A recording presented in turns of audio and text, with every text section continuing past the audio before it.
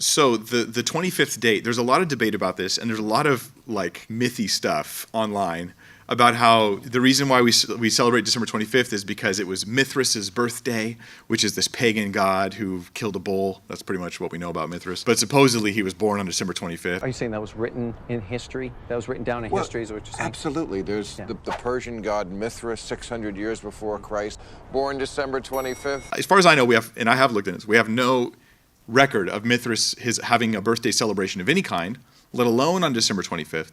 Others say it was Saturnalia, the Roman celebration of Saturnalia, where they did all this weird stuff. Hey, Sheldon, are you and Leonard putting up a Christmas tree? No, because we don't celebrate the ancient pagan festival of Saturnalia.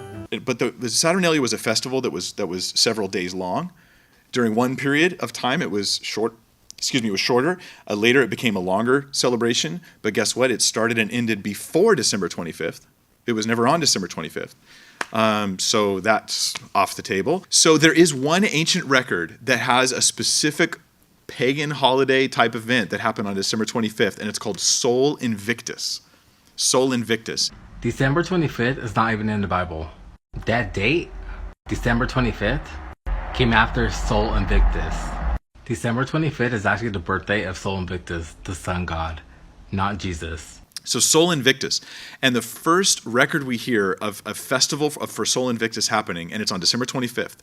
But the ancient record we have, I think it's in the 300s, that same document where we have Sol Invictus on December 25th is also the same document that records that Christians were celebrating Jesus' birth on December 25th.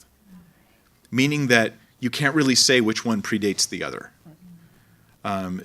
Does one predate the other? Are they in competition? Was it a coincidence? We just don't know.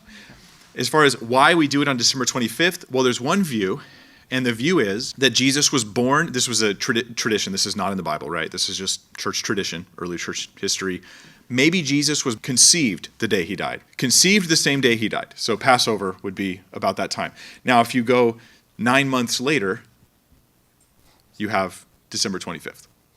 So then they're thinking, okay, we have Jesus' conception and then his birth happened December 25th, based not on a historical record, right? This is based upon people going, maybe there's like some sort of meaning to the dates and they're just guessing. They're just guessing at things. So yeah, we don't know exactly why the early church did that. That might be the reason, is they were looking for a symbolic day. Yeah, so it seems to be, it may have been a tradition relating to when Christ was conceived to the time he was born. But there's so many myths out there online.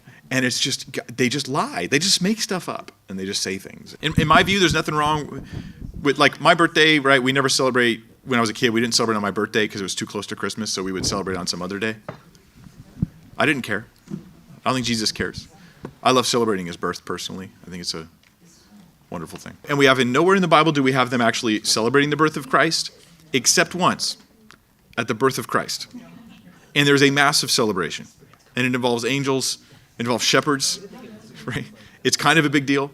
And so we look at our celebration as a commemoration of that event. And I think there's nothing wrong with that. I think I think what's lame is when you make it all about Santa Claus and Jesus is not, he's like and Jesus. Okay, we're better now. We said and Jesus, so we're fine. That's a sad Christmas to me.